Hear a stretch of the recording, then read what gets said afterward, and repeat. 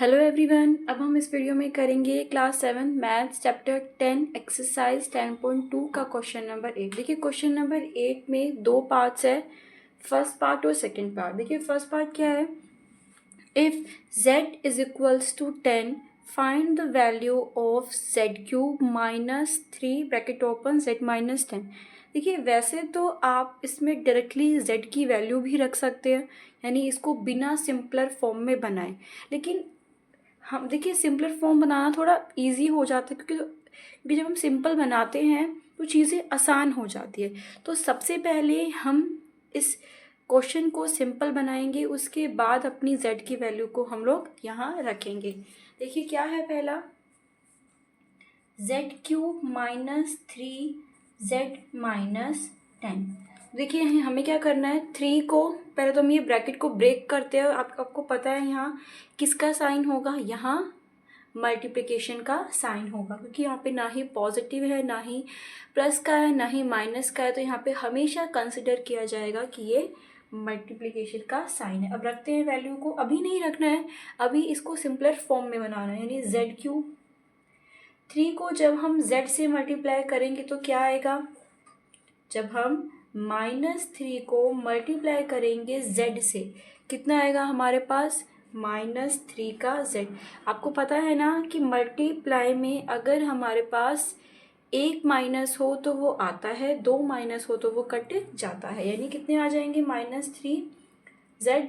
अभी इसी -3 को इस माइनस के 10 से करना है। क्या बोला मैंने, पहले -3 को हमने z से किया, अब इसी -3 को किससे करना है, हमें 10 से। देखिए आप यहाँ साइड में करके देख लीजिएगा, -3 को मल्टीप्लाई करना है हमें माइनस वाले 10 से। तो देखिए दो साइन आ गए माइनस के, तो यहाँ कितना आ जाएगा, पॉजिटिव का 30, तो यानी +30। देखिए अब सिंपलर फॉर्म में हो गई है।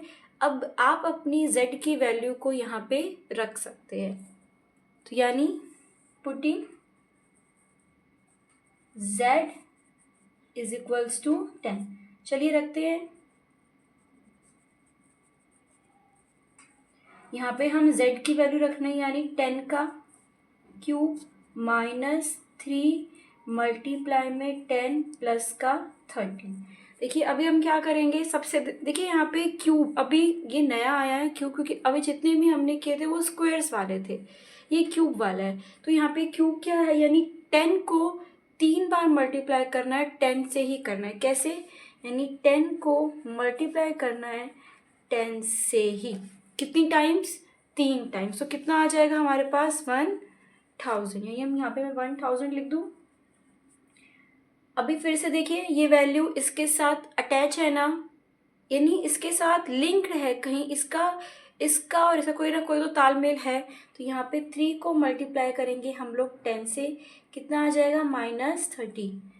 आपको पता है ना कैसे आएगा, मल्टीप्लाई में एक ही माइनस है तो आता है। अब प्लस का यहाँ पे क्या आ जाएगा, 30। ठीक है, अब देखिए अगर आपको यहाँ ध्यान से दिख रहा है, दोनों की ही दोनों वैल्यू सेम है, और ये एक नेगेटिव की है और एक पॉजिटिव की है। तो यानी माइनस प्लस क्या होता है, माइनस होता है, तो ये कैंसिल ऑफ हो जाएंगे, यानी 30 में से 30 हमें माइनस करने हैं, तो कितना बच जाएगा हमारे पास, 0, और हमारा आंसर क्या आ जाएगा, 1000। आया आपको समझ, क्या किया, देखिए ये दोनों वैल्यू सेम की थी, और एक नेगेटिव की थी और एक पॉजिटिव की थी, तो मैंने प्लस माइनस करके उन्हें कैंसिल ऑफ कर दिया, यानी मैंने 30 में से 30 क्या कर दिए, माइनस कर दिए। आया आपको समझ। अब करते हैं 8 का second part, if p is equals to -10 find the value of p² -2p -100। देखिए इस क्वेश्चन में क्या है, आपको पहले से ही चीज़ें यानी टर्म एक्सप्रेशन आसान करके दिया हुआ है, तो आपको आसान करने की ज़रूरत ही नहीं। चलिए बस डायरेक्टली आपको यहाँ पे वैल्यूज़ रखनी है और सॉल्व करना है। तो putting p is equals to -10, यानी p² -2p -100। तो रख दीजिए अब इसके अंदर वैल्यू को, p यानी कितना आ जाएगा, -10 का स्क्वायर -2 मल्टीप्लाई में -10 और माइनस हमारा 100।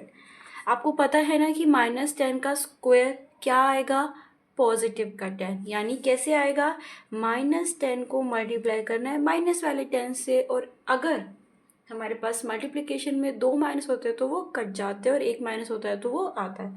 तो यानी पॉजिटिव का 10 माइनस, सॉरी इसका स्क्वायर भी तो लेना है, तो यहाँ आ जाएगा 100। उसके बाद 2 को मल्टीप्लाई कीजिए -10 से तो कितना आएगा, -20 और -100।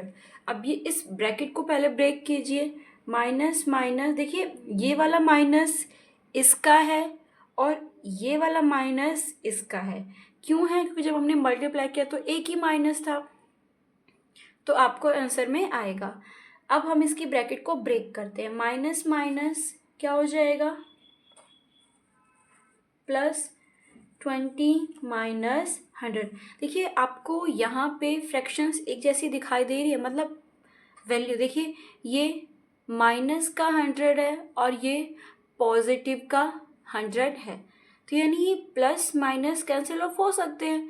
तो हमें यहाँ पे ज़रूरत नहीं है कि पहले हम 100 में से 20 प्लस करें फिर हम माइनस करें, नहीं। आप देख रहे हैं यहाँ पे वैल्यूज़ बिल्कुल सेम है, ये माइनस का 100 है और ये पॉजिटिव का 100 है, तो हम सिंपल इन्हें कैंसिल ऑफ कर देते, क्योंकि आगे पॉजिटिव था और यहाँ माइनस था, तो प्लस माइनस मिलकर क्या बनते हैं, माइनस। 100 में से माइनस गए 0, बचा क्या है 20, तो हमारा 20 क्या हो जाएगा, आंसर। ठीक है, आई थिंक आपको ये क्लियर हो गया होगा। कोई भी डाउट है तो प्लीज़ बताइएगा। Thank you.